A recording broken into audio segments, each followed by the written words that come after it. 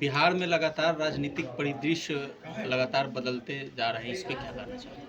देखिए, राजनीति के जहाँ प्रदेश जो जो बदल रहा है उसमें जहाँ तो जो आपका इशारा है वो कि हमारे गठबंधन तोड़ना और गठबंधन बनाने पे है।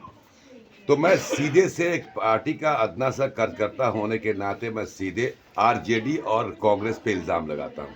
जिस शख्स ने पूरे हिंदुस्तान की 28 पार्टियों को एक प्लेटफॉर्म पर लाके खड़ा कर दिया और उसको हाशिए पे रखने की जो साजिश रची की जा रही थी, तो जाहिर सी बात है कि आप जब इलेक्शन सामने है और आपको सीटों का शेयरिंग करना चाहिए, आप न्याय यात्रा करें, लेकिन आपके लोग जो हैं वो आप कोऑर्डिनेशन कमेटी बनी, कोऑर्डिनेशन नहीं हो पा रहा है। ममता बनर्जी ये अलग बोल रहे हैं कि हम अलग लड़ेंगे, तो फिर इंडिया गठबंधन का मानी क्या होता है? नीतीश कुमार जी ने जिस तरह से इंडिया गठबंधन का कायम किया, अगर वो सही में ढंग से जो एकजुट होते तो आज कुछ और होता। और दूसरी बात है कि जब आपस में कि है ही नहीं, कोऑर्डिनेशन नहीं है, आपस में यूनिटी नहीं है, परिस्थितियां कुछ इस तरह की हुई जिसे नीतीश कुमार जी को छोड़ना पड़ा। हम लोग खुश हैं, हम लोग पार्टी के कार्यकर्ता हैं, जहाँ नीतीश कुमार जी हैं वहाँ हम लोग हैं। अब क्या लग रहा है बीजेपी के साथ जाने के बाद जो उनकी नीतियां हैं उस पर खड़े उतर पाएंगे? देखिए, जनता दल यूनाइटेड का कोई भी कार्यकर्ता लोअर क्लास से लेकर अपर तक समझिए, कोई करता अपने सिद्धांतों से समझौता नहीं करता। आप इतिहास के पन्ने को पलट के देख लीजिए, जो भी देश में ज्वलंत मसाइल रहे हैं उसमें अपनी बात को अलग रखा। अब जैसे अब बाबरी मस्जिद की बात आती थी, उसमें कहा कि हम चाहते हैं कि कोर्ट के फैसला आने के बाद से जिसका हो, हम ही नहीं करें कि किसका है। न्यायालय का जो फैसला हो उसको दिया जाए या फिर आपसी समझौते से हो। तो हम तो कोर्ट के फैसले का पालन कर रहे हैं। तो हमारा सिद्धांत देखिए, गठबंधन की राजनीति में जाहिर सी बात है कि हर पार्टी की अलग अलग विचारधाराएं होती हैं और इसमें कॉमन मिनिमम प्रोग्राम होता है।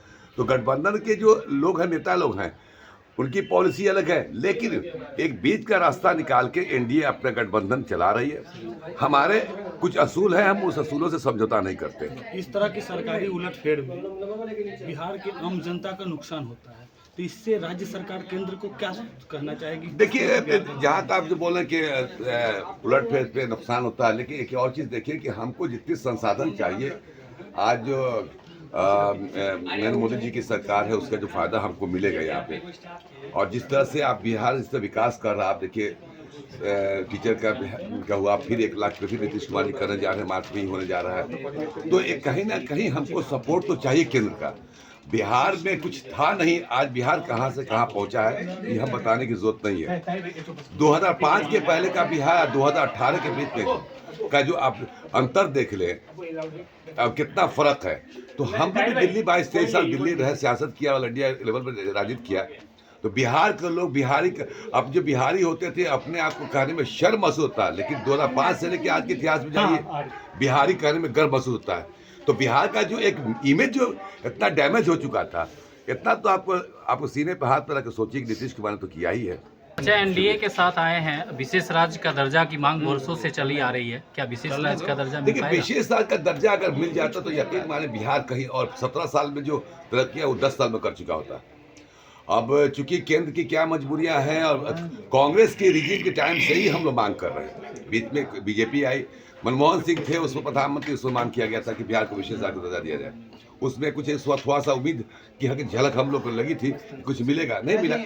लेकिन अगर नहीं मिलता है तो कम से कम एक बड़ा पैकेज बिहार को मिले कि कम से कम बिहार और तरक्की कर सके।